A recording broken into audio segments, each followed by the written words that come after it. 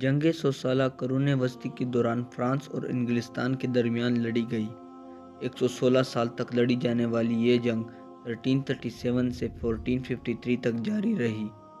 جنگ کی بنیادی وجہ یہ تھی کہ فرانس کا چارلس چارم کا کوئی بیٹا نہ تھا اور وہ بغیر بیٹے کے ہی 1328 میں فوت ہو گیا۔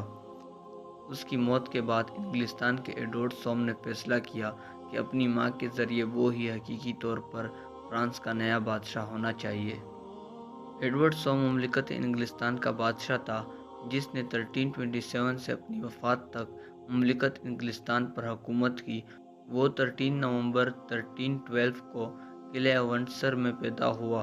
اس نے مملکت انگلستان کو یورپ کی ایک بہت بڑی عسکری طاقت میں تبدیل کر دیا تھا۔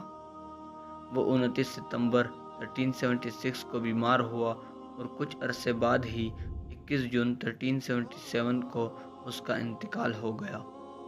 فرانسیسی لوگ کسی غیر ملکی کو فرانس کا بادشاہ نہیں دیکھنا چاہتے تھے، اس لیے فرانس کے فلپ پنجم نے کہا کہ عورت خود اپنی اولاد کو بادشاہت کا حق نہیں دے سکتی، اس لیے اس نے خود نیا بادشاہ ہونے کا اعلان کر دیا۔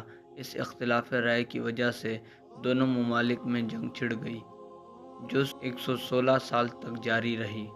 انشاءاللہ اگلی ویڈیو میں ملتے ہیں۔ اللہ حافظ۔